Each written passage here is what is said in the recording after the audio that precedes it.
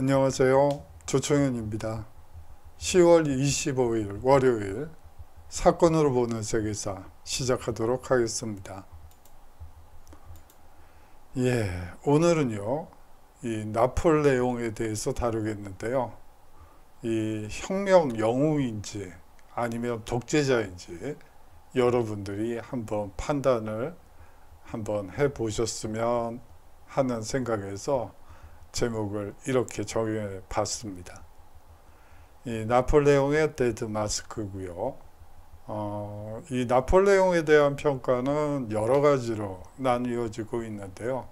뭐 혁명 영웅, 국민 영웅, 국가 영웅, 그리고 뭐 반대쪽에서는 독재자, 황제 노름을 한 사람, 뭐 여러 가지로 이 평민이면서 황제 노름을 한 사람 여러 가지로 해석이 되고 있습니다.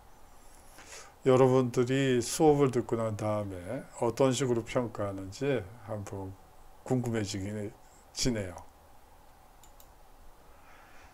오늘 강의는요, 이 나폴레옹 제국과 법전, 그리고 신성 로마 제국의 멸망, 이 대륙봉쇄령과 이 나폴레옹의 몰락까지 한번 살펴보는 시간을 마련해 봤습니다. 이 나폴레옹 제국의 성격에 대해서 여러 가지 얘기들이 있습니다. 뭐 절대왕정과 뭐 거의 유사하다부터 시작해서 이 개인의 능력에 따른 출세가 가능한 사회를 만들었다라는 평가까지 아주 다양합니다. 다음으로 이 나폴레옹 법전의 성격에 대해서 한번 살펴보겠는데요. 이 나폴레옹 법전 중에서 이 민법전은 상당히 보수적이라는 표현보다도 가부장적이라는 표현이 더 정확하겠네요. 가부장적인 성격이 상당히 농후합니다. 어떤 점에서 그런지 한번 살펴보고요. 다음으로 이 신성 로마 제국 멸망의 역사적 의미에 대해서 살펴보는 시간을 갖고요. 마지막으로 대륙봉쇄령과 나폴레옹의 몰락에 대해서 살펴보도록 하겠습니다. 이 알프스 산을 넘어 이탈리아로 진군하는 나폴레옹의 모습입니다. 여러분들이 복장을 보시면서 좀 의아하다는 느낌이 들 것 같아요. 부츠를 신고 있고요. 스타킹에 낄롯들을 착용하고 있습니다.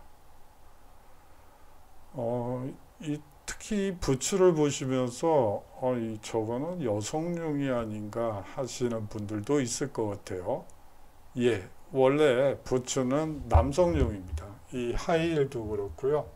이 스타킹 그리고 반바지 이러한 것들은 모두 남성 귀족들이 착용하는 복장의 대표적인 형태입니다. 물론 지금은 여성들이 많이 이용하고 있는 스타일이긴 하지만 원래는 이 낄로트도 그렇고 스타킹, 부츠, 하이힐 이러한 것들은 이 남성들, 이 귀족들의 전유물이라고 보시면 됩니다. 지금과는 많이 다르죠. 먼저 이 나폴레옹의 이 말 스스로를 평가한 내용을 한번 여러분들께 보여드리도록 하죠. 나폴레옹은 이렇게 얘기합니다. 나는 무정부 상태를 종결시키고 카오스로부터 질서를 회복시켰다. 무정부 상태를 종결시키고 카오스, 혁명이라는 혼돈 속에서 이 질서를 회복시켰다고 얘기를 합니다. 타고난 출생과 부에 상관없이 실력 있는 자들을 포상했다.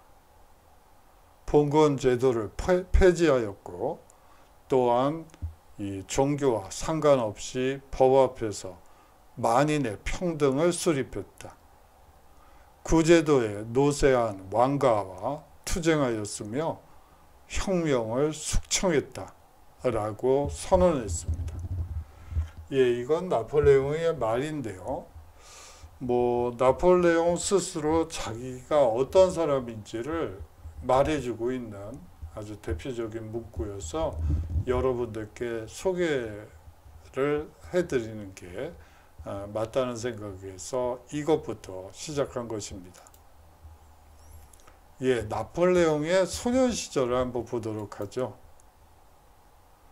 1769년 나폴레옹은 이 코르시카 섬의 아작시오에서 지방귀족 샤를 보나파르트의 이 둘째 아들로 출생하게 됩니다. 코르시카는요, 원래 이탈리아의 일부였습니다. 이 나폴레옹이 태어나기 1년 전에 제노바가 프랑스에 팔아버린 섬이죠. 독립운동이 계속해서 이 코르시카 섬에서 벌어지게 됩니다. 나폴레옹도 소년 시절에는 이 독립운동의 이상에 공감하며 이 대표적인 독립투사였던 파올리를 존경했다고 합니다. 나폴레옹은 하지만 이 게릴라가 되는 대신 독립운동을 하는 대신 프랑스의 사관생도로 입교하게 되죠. 프랑스 생도들에게 차별도 많이 받았습니다. 하지만 이렇게 얘기를 하죠. 나는 장차 너희 프랑스인의 지배자가 될 것이다 라고 기염을 토하기도 합니다. 이 사관생도 시절에는 공부는 그렇게 잘 하지를 못했어요. 다만 수학과 역사 과목만은 아주 우수했다고 합니다. 1785년 16살 때 수학 쪽의 재능을 살릴 수 있는 이 포병장교로 임관하게 됩니다. 예, 16살 때 포병장교로 임관하게 되는데요. 이 시기가 바로 대혁명이 일어나기 4년 전이었습니다. 첫 전투를 한번 보도록 하죠. 1793년 9월 대프랑스 동맹군과 툴롱에서 첫 교전을 치르게 됩니다. 당시 나폴레옹은 이 포병 대위에 불과했었죠.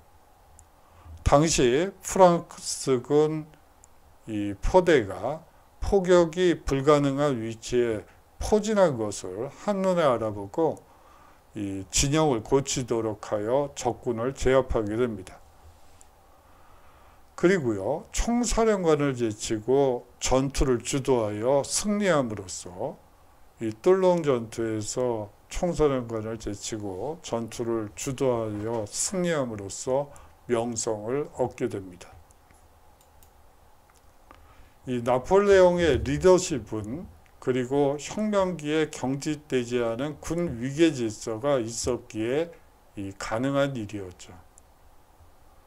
이로써 사실상 이 혁명기에는 그 고급 장교들이 소위 말하는 별을 달고 있는 준장 이상부터 대부분의 지휘관들이 이 귀족 출신들이 많았습니다.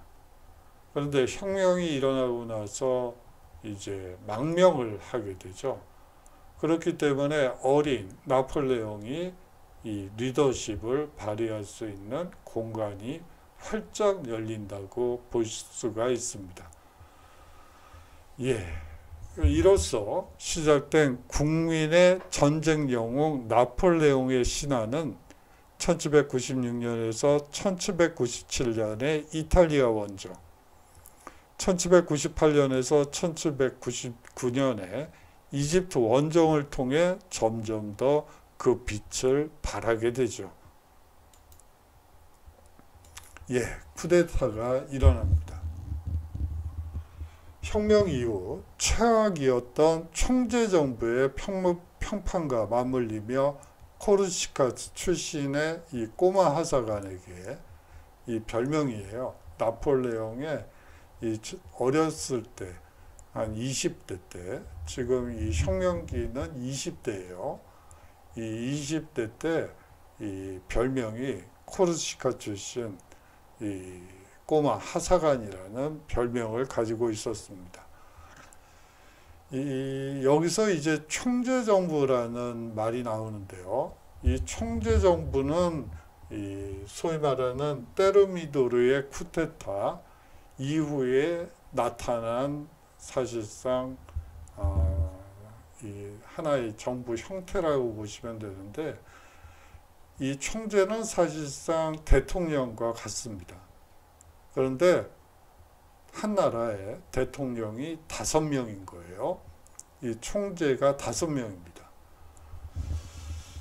글쎄요, 그게 제대로 이 통치가 가능할까요? 5명, 별이, 그 태양이 5개가 하늘에 떠 있는데 어느 태양에다가 글쎄요, 여러분들이 생각하시면 아시겠지만 얼마나 혼란스럽고, 이 총재정부는 사실상 로베스피에르의 이 독재 체제를 무너뜨리고 만들어진 정부였기 때문에 이 5명의 총재들이 의견이 합치될 때까지 모든 것을 결정하지 못합니다. 어떻게 보면 무능할 수밖에 없는 정부 형태라고 볼 수가 있겠죠. 한 사람의 리더가 모든 책임을 지고 지휘하고 통제하고 뭐 이렇게 해야지만 나라꼴이 제대로 되는데, 그게 아니고 5명이서 모든 것에 대해서 합의를 봐야지 된다는 것은 사실상 뭐 거의 불가능한 일이 아닐까라는 개인적인 생각이 듭니다. 그래서 사실상 평판이 나쁠 수밖에 없죠. 이 꼬마 하사관, 이 나폴레옹이 워낙 인기가 있었기 때문에 이 총재정부는 이를 경계하게 됩니다. 그래서 그 방법으로, 대안으로 이제 나폴레옹에게 이집트 원정을 명령하게 되죠. 이 이집트 원정은 사실상 그를 이 파리에서 멀리 떨어뜨려 놓으려는 속셈도 작용됐다고 보입니다. 나폴레옹은 이탈리아와 라인강 전선에서 프랑스군이 밀리고 있으며 총재정부가 위기에 처했다는 소식을 듣고 이집트에서 비밀리에 귀국하게 됩니다. 1799년 비르메르 11월 18일 이 혁명력이라는 게 있습니다. 이 비르메르라는 것은 11월 달인데요. 이것은 혁명력이에요. 이 혁명력이라는 것은 간단히 말씀을 드리면요. 이 당시에 그레고리력을 사용하고 있었습니다.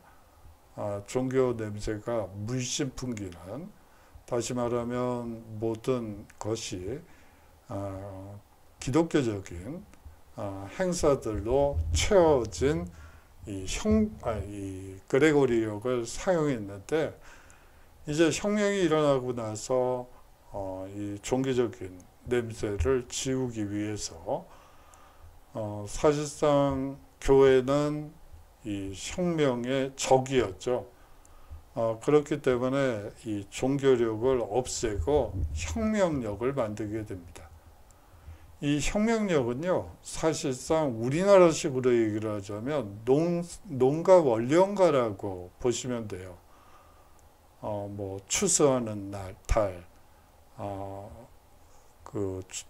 씨 뿌리는 달, 뭐 이런 식으로 해서 거의 농가 원령가에 가깝다고 보시면 됩니다.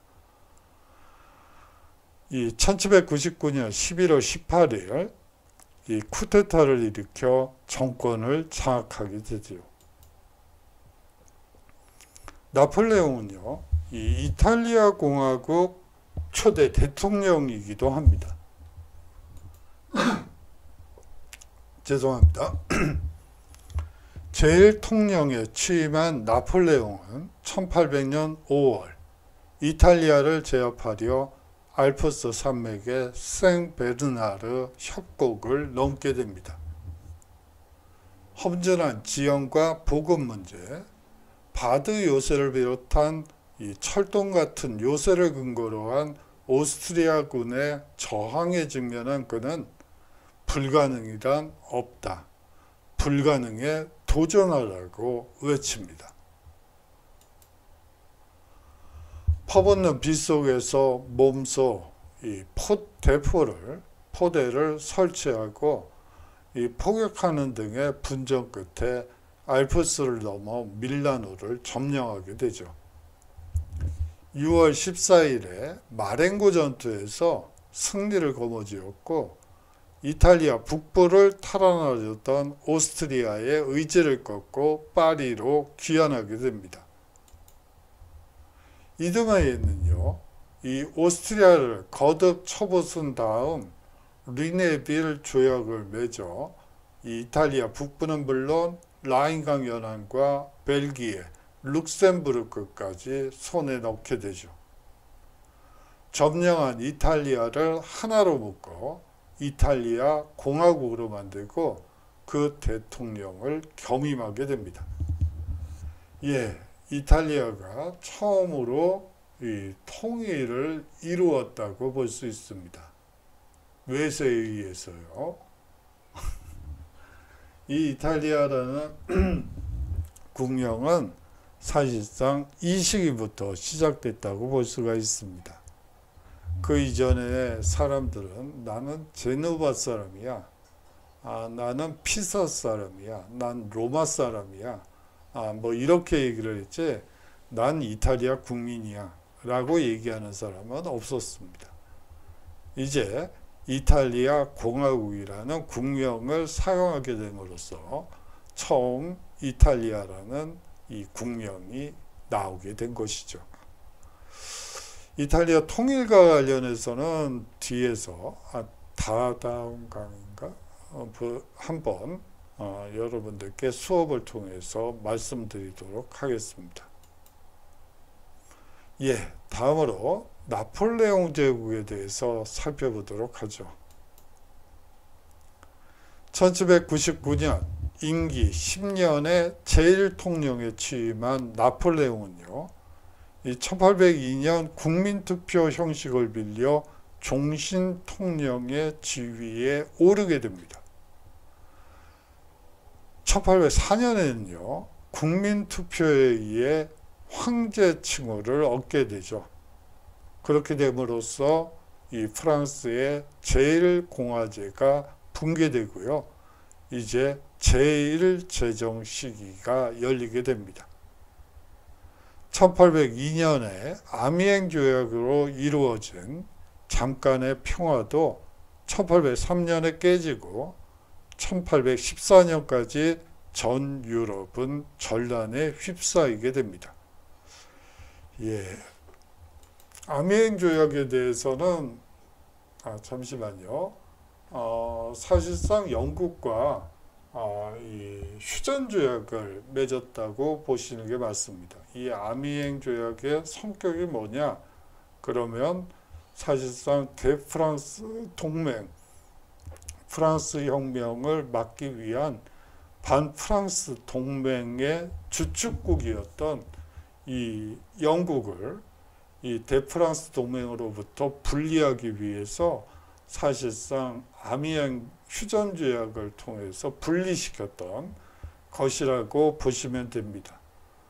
그렇게 한 뒤에 이제 사실상 이 유럽 전역을 이 나폴레옹의 발발굽 아래 이제 짓밟는 그 순간이 다가오게 되는 것이죠. 영국이 나폴레옹이 유럽을 이제 전체를 석권하기 직전에 이 큰 적인 영국을 이 분리시키기 위해서 만든 체결한 조약이 이 아미행 조약이라고 생각하시면 될 것 같습니다. 1805년에는요, 제3차 대프랑스 동맹이 결성되어 이 주도자인 이 영국을 정복하려던 나폴레옹의 야망은 저지되게 됩니다. 예. 1803년에 아미행 조약이 체결되고 1년 만에 깨지게 돼요. 그 과정도 사실은 우여곡절이 많아서 여기서 수업을 하면 재밌긴 한데 또 그것만 하기는 좀 그런 것 같아서 그 정도로 하겠습니다. 이 유럽 대륙의 제국은 모두가 나폴레옹의 위력에 굴복하게 되고요. 이 나폴레옹의 침략은 이제 혁명기의 봉건적 지배자로부터의 해방전쟁처럼 여러 국민에게 혁명의 복음을 전한다는 대의 명분을 완전히 상실하게 됩니다. 예, 나폴레옹이 이제 침략을 하게 됨으로써 혁명의 전파자라는 해방군적인 요소가 이제 없어지게 된다는 얘기죠. 그에 따라서 나폴레옹 정복하에 여러 국민에게는 민족주의가 강화되게 되고요. 이 프랑스의 지배를 전복시키려는 힘으로 변하게 됩니다. 이 민족주의라는 것도 자유주의의 연장선에 있습니다. 사실은 이 민족의 자유가 결국은 민족주의죠. 그것이 결국은 독립이기도 하고요. 이 국민의 자유와 관련된 것이 바로 이 민족주의라고 보시면 됩니다. 사실 자유주의와 민족주의를 엄격하게 구분하시는 분들도 있지만 제가 봤을 때는 민족주의는 자유주의의 이 연장선에 있는 것이라고 보시는 게 맞을 것 같아요.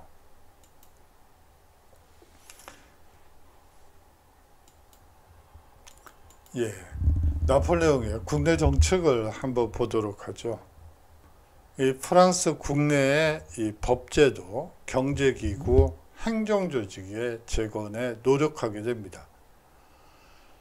이러한 법제도, 경제기구, 행정조직 재건의 기본 방침은요, 이 국민의 재반 요구를 억압하고 봉건적 여러 특권의 부활을 거부하고요, 부르주아지의 이익을 보장하는 내용으로 구성되어 있습니다.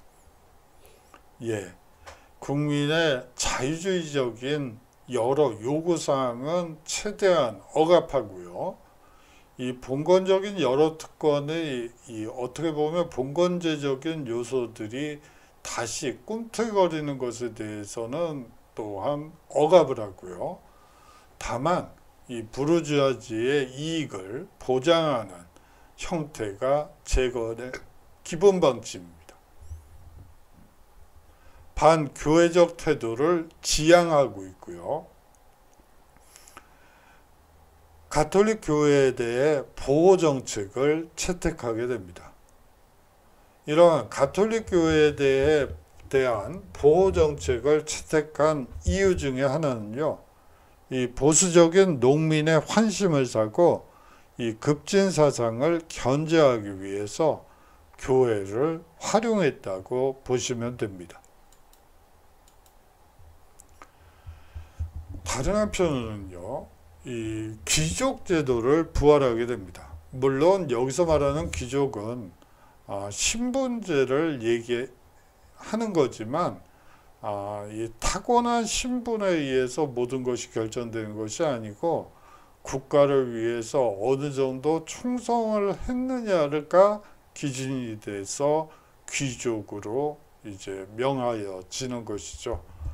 다시 말하면 이제 개인의 이 국가에 대한 충성도, 그리고 국가를 위해서 얼마나 노력을 했는지가 이 귀족이 되는 척도라고 볼 수가 있습니다.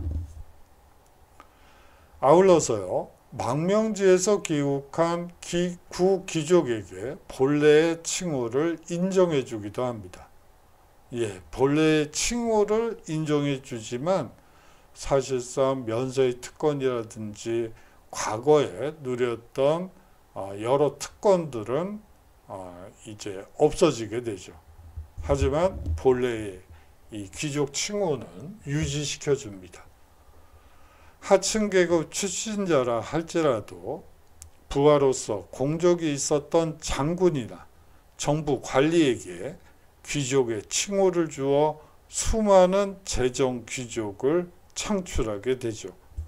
이 귀족 제도를 재정 귀족이라고 얘기를 합니다. 하지만 구 귀족과는 다르다는 것을 여러분들이 이해하실 수 있을지, 과거의 귀족은 사실상 그 귀족의 이 피를 물려받은 사람만이 귀족이 될 수 있었죠. 하지만 이 재정 귀족은 이 장군이나 정부 관리에게 이 국가에 대한 이 유용성 그리고 국가에 얼마나 충성을 했느냐를 기준으로 해서 자기를 나누어 주는 그런 형태였고, 어떤 특권도 가지고 있지 않다는 이 구귀족과 신귀족의 차이를 구분해 주셨으면 합니다. 다음은 나폴레옹 법전입니다. 아주 이 가부장적인 냄새가 풀풀 나는 그런 법전이라고 보시면 됩니다. 남편은 아내를 보호할 의무가 있으며 아내는 복종할 의무가 있다. 민법전의 이 내용입니다. 아내를 보호할 의무가 있고 아내는 복종할 의무가 있다. 그래요. 제가 수업 시간에 했는지 모르겠지만 이 프랑스 같은 경우엔 남녀 보통선거권이 우리나라와 거의 비슷한 시기 1948년도에 남녀 보통선거권이 이루어져요. 노조를 공부한 친구들 얘기를 들어보니까 이 시기에 여성 노동자가 이 연단에 서기 위해서는 사실상 아버지나 혹은 남편이나 혹은 장남의 이 코사인, 다시 말하면 이 아내가 이 여성 노동자가 사인을 하고 이제 연이어서 남편이나 아버지나 이 장남의 사인을 같이 받아와야지만 이 연단에 이 노조 연설을 하기 위한 연단에 올라설 수가 있었습니다. 사실상 상당히 이 가부장적인 냄새가 풀풀 나죠. 그뿐만이 아니에요. 1960년대까지 이 계좌를 은행 계좌를 열 때요, 이 여성 같은 경우에는 남편이나 아버지나 장남의 코사인이 반드시 있어야지만 은행 계좌를 열 수가 있습니다. 1960년대까지 그랬다고 하더군요. 우리나라에서 이제 은행 계좌를 열 때 코사인을 하는 사람들은 금치산자나 한정치산자 이렇게 분류가 됩니다. 사실상 여성이 독단적으로 은행 계좌를 열 수 없다는 얘기가 되겠죠. 그렇고요. 그것도 하나의 주제로 해서 수업을 드릴 수도 있는데 그것까지 하기에는 좀 그래서요. 한 요 정도에서 그치도록 하겠습니다. 1804년 3월에 공표된 민법전은요, 총 2281개 이상의 법조문을 포함하고 있습니다. 혁명사상과 앙시앙 레짐 간의 절충안이라고 보시면 될 것 같아요. 이 혁명의 산물인 합리주의와 이 과거의 권위주의적인 규율을 하나로 뒤섞어 놓았다고 보시면 될 것 같습니다. 사실상 합리주의적인 요소와 권위주의가 결합된 형태라고 보시면 될 것 같습니다. 여성에게 부차적인 지위만 부여했습니다. 자녀가 20대가 되기 전까지는 부모가 자녀의 결혼을 막을 수 있게 허락했고요. 이 노동조합을 금지시키고 프랑스 식민지의 노예제도를 재도입하게 되죠. 노동자가 경찰의 감시를 받도록 하기도 합니다. 혁명 이전 프랑스에는 단일한 사법체계가 부재했었죠. 예, 단일한 사법체계가 부재할 수밖에 없죠. 중세 봉건 시대에는 사실상 각 영주들이 이 각각 재판소라고 보시면 됩니다. 그렇기 때문에 이 단일한 사법체계가 존재할 수가 없었죠. 뭐 지역에 따라서 같은 벌임에도 같은 이 죄임에도 불구하고 그 죄에 대한 형벌은 각양각색이라고 보시면 됩니다. 거기다가 혁명 때 14,400개의 방대한 수의 새 법령이 도입되어 이를 반드시 집대성해야 했죠.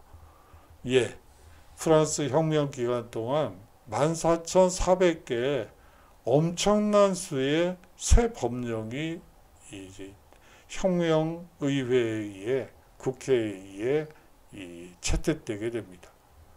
그것을 하나의 시스템으로 집대성할 필요가 있었죠. 새로운 민법전은 프랑스가 명확한 법률에 의해 통치되고 있음을 의미합니다.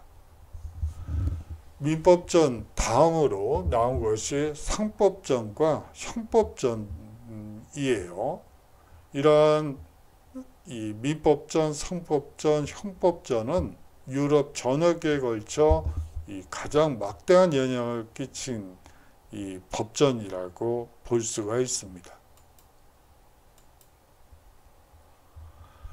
이 나폴레옹 법전을 보면요, 이 봉건제를 폐지를 재확인하고요, 사유재산에 대해서는 소유권 증서를 부여하게 됩니다.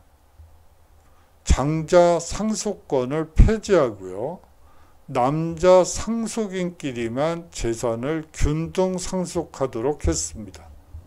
예, 어디까지나 남자 상속인끼리만, 다시 말하면 아들들만 이 재산을 균등 상속하도록 했던 것이죠. 여성에게는 부차적인 지위만 부여했습니다. 이 노동조합을 금지시키고, 이거는 앞서 했었죠. 예, 제가 2번이나 넣었네요. 다음으로 중요한 것은 이 신성 로마 제국의 해체입니다. 이 오스트리아를 격파하고요, 프레스부르크 강화 조약을 체결하게 됩니다. 바이에른, 바덴을 비롯한 많은 영토를 이제 프랑스에게 할양케 하죠.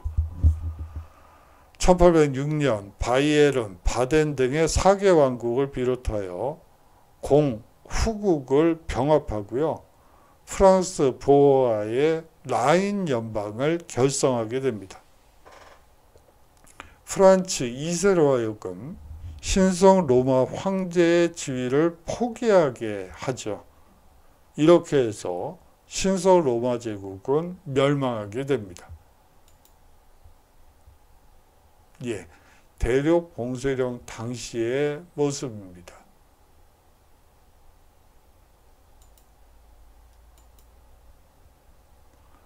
이 대륙 봉쇄령에 대해서 살펴보도록 하죠. 이 최대의 적인 영국에게 트라팔가 해전에서 참패하게 됩니다. 영국을 경제적으로 파멸시킬 것을 계획하게 되고요. 유럽 시장에서 영국을 고립시키기 위해 먼저 예나 아우어슈테트 이 싸움에서 프로이센군을 괴멸시키죠. 베를린에서 영국 제도는 봉쇄 상태에 있다로 시작되는 베를린 칙명을 포고하게 됩니다. 이에 대해 영국이 자유나폴령을 발표하고요. 1807년 밀라노 칙령으로 베를린 칙령을 강화하게 되는데요. 이 영국이 이 자유나폴령이라는 것은 영국 마음대로 이 적국의 배를 납포할 수 있다는 이 취지의 법령이라고 보시면 됩니다. 이제 사실상 영국과 프랑스 간에 아주 적나라한 적대관계가 드러나게 되죠. 영국에 대한 봉쇄 정책은 이미 자코뱅에 의해 채택된 바 있었습니다. 이 나폴레옹에 의해 유럽 전역으로 확대된 것에 불과하죠. 내용은요, 영국과의 통신을 금지한다. 영국인은 발견되는 대로 포로로 하며 그 재산은 압수한다. 영국 및 영국 식민지산 상품은 몰수한다 등을 규정하고 있습니다. 봉쇄령과 프랑스 상품 제일주의는 이 나폴레옹 지배하에 있던 여러 나라에 고통을 주는 것이었죠. 예, 자유무역의 우수성은 뭘까요? 서로가 필요로 한 것을 이 상호 교역을 통해서 보완하는 것이 자유무역의 핵심이라고 볼 수가 있습니다. 근데 영국산 싼 물자들이 이제 유럽 대륙으로 들어오지 못하도록 이 봉쇄를 한 것이죠. 그에 따라서 사실상 쓸 수 있는 물건은 프랑스산이 대부분이었습니다.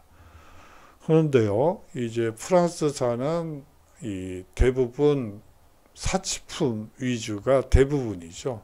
이 고가인 특징을 가지고 있어요. 그렇기 때문에 여러 나라에 고통을 줄 수밖에 없고, 프랑스보다 경쟁력이 우수한 영국 상품이 수입되지 않음으로써 이 유럽 여러 나라에 고통을 주었던 것이 이 대륙 봉쇄령이라고 볼 수가 있습니다. 이 대륙 봉쇄령과 관련해서 또 하나 말씀드리고 싶은 것은 요새 원산지 관리사라는 이 자격이 있더군요. 이 원산지 관리사라는 것은 뭐 FTA와 관련이 있는 것으로 뭐 개인적으로 알고는 있는데 뭐 그 내용까지는 잘 모르겠고요. 이 원산지를 증명해야지 되는 문제가 있는데 사실상 이 원산지 증명은 바로 이 대륙 봉쇄령에서부터 시작됐다고 볼 수가 있어요. 이 원료 하나하나에 혹시 이 영국제가 들어가 있는지 없는지를 일일이 확인해서 소위 말해서 이 관세 장벽을 국경을 넘어설 때마다 혹시 이 대륙 내에 국가에서 영국산 이 싼 재료를 사용하고 있는지 없는지 아닌지 일일이 이 원산지 증명을 해야지만 됐었죠. 그래요. 나폴레옹의 몰락에 대해서 살펴보도록 하겠습니다. 이 봉건적 질국에서 벗어난 나폴레옹 제국의 지배하에 있는 여러 나라에서는 이 자유주의가 침투하고 이 민족의식이 나타나게 됩니다. 앞서 말씀드린 바와 마찬가지로 이 자유주의와 민족주의를 구분하실 필요는 없습니다. 사실상 같은 뿌리에서 나온 다른 같은 열매죠. 다른 가지 열린 같은 열매라고 여러분들이 생각하시면 되죠. 자유주의와 민족주의를 구분하시는 분들, 이건 다른 것이다 라고 얘기하시는 분들이 많지만, 이 민족의 자유도, 이 독립이라는 것은 민족의 자유를 얘기하는 것이기 때문에 이 같은 범주라고 보시면 됩니다. 국경선은 이 나폴레옹 마음대로 자유롭게 그어졌고, 괴뢰 국가가 여기저기에 형성되게 됩니다. 정복지는 무단 전제주의에 의해 통치되었죠. 반프랑스적 행위는 가차없이 탄압했습니다. 뿌리 깊은 민족주의적 감정에 부채질하여 나폴레옹의 지배에 대한 강한 증오를 불러일으켰죠. 이 베토벤의 이 영웅이라는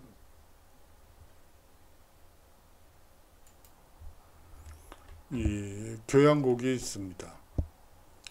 원래는 이 황제를 위한 그런 나폴레옹을 얘기하는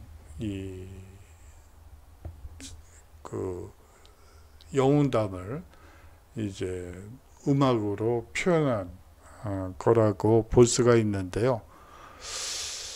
원래는 제목을 황제 이렇게 부르려고 하다가 결국은 이 베토벤이 사실상 처음에는 이 나폴레옹을 해방군이라고 생각을 했지만, 막상 자기가 살고 있는 도시에 와서 나폴레옹 군대가 보여준 모습은 사실상 이 약탈자에 지나지 않았습니다.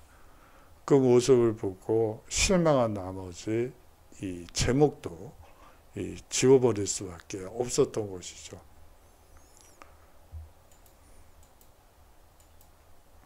나폴레옹 군대가 이 봉건제도에서 해방된 민중의 에너지를 기반으로 진보한 사회제도와 병역제도를 가지고 있었기 때문입니다. 그러나 유럽의 다른 국가들도 민족의식에 눈뜨고 이 자기들의 나라에서 외국 세력을 몰아내려는 민중의 기운이 높아지기 시작한 것이죠. 이는 나폴레옹이 쌓은 봉건제후의 용부형과는 다른 것이었습니다. 프랑스에 대한 여러 나라의 반감을 더욱 키운 것은 대륙 봉쇄령이었죠. 이 나폴레옹 스스로 몰락을 재촉한 셈이라고 볼 수가 있습니다. 틸리트 조약을 강요당했던 이 프로이센은 프랑스에 대한 거액의 배상금과 프랑스 관리의 횡포에 시달리고 있었습니다. 약간의 개혁과 이 봉건 귀족 및 교회의 특권을 폐지하는 것이 이 프로이센 개혁의 골자라고 볼 수가 있죠.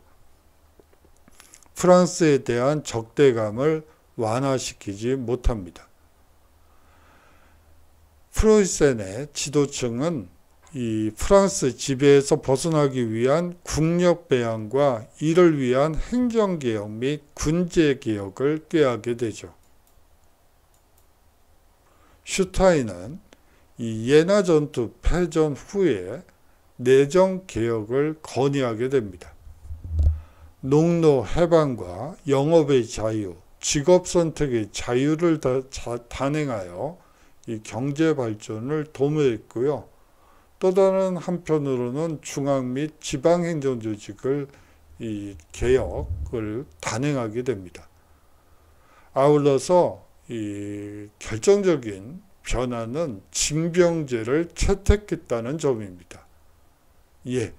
소위 말하는 이제 군대 어느 연령대가 되면 반드시 군대에 가야지 되는 프로이센 국민이라면 누구나 만 20세가 몇 세였는 19세였던 것 같네요. 19세부터 무조건 군대를 갔다 와야지만 되는 징병제로 바뀌게 됩니다.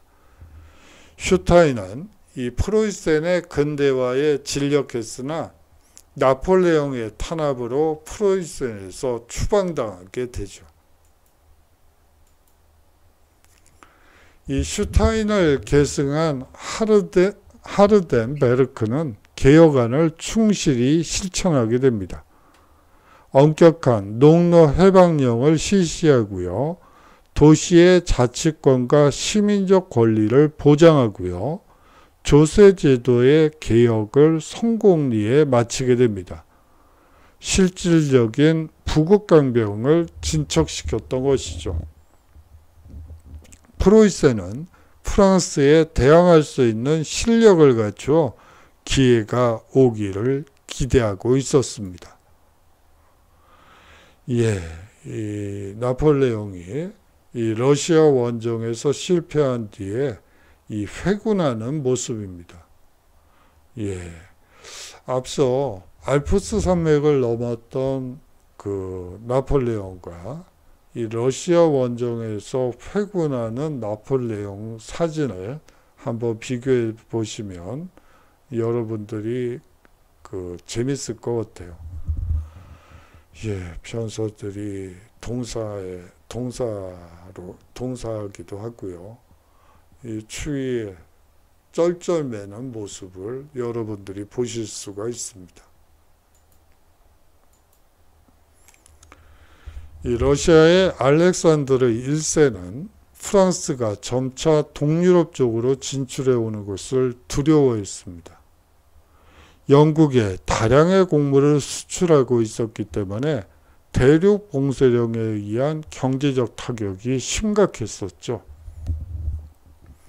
1811년 알렉산드르 1세는 이 대륙 봉쇄령을 더 이상 준수할 수 없음을 선언하게 됩니다. 나폴레옹은 러시아에 무력 제재를 가하기 위해 자기 지배하에 각국에 병력을 할당하여 50만 대군을 이끌고 1812년 6월 러시아로 진군하게 됩니다. 러시아군의 격돌을 피해 러시아군은 이 격돌을 피해 후퇴를 거듭했죠. 소위 말하는 청야작전을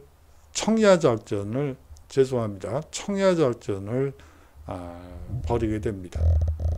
다시 말하면 이 적이 쳐들어왔을 때 이 들판과 곡식을 모두 불태워서 사실상 이 보급이 불안정한 이 침략군들이 이 배고픔에 떨게 만드는 작전이라고 볼 수가 있죠.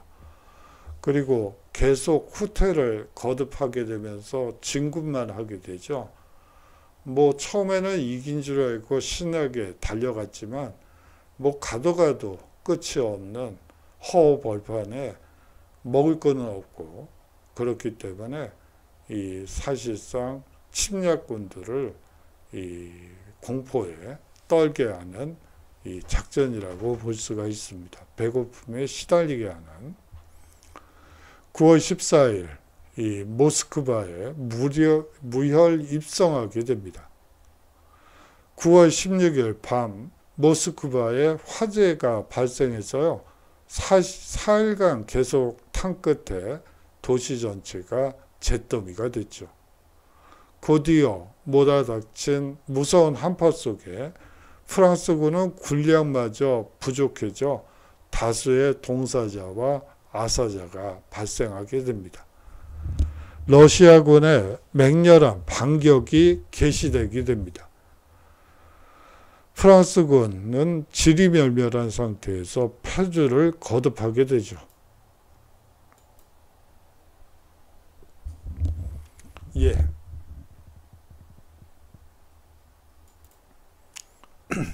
나폴레옹 전쟁의 의의를 한번 살펴보도록 하겠습니다.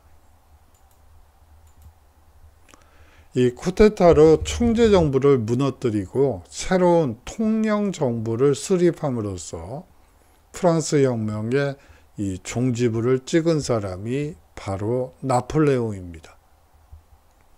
프랑스 혁명의 정통적 계승자나 결선자가 아니라 오히려 야망에 불타는 궁극주의자이자 전체주의자라는 평가가 요새 우세하고 있습니다.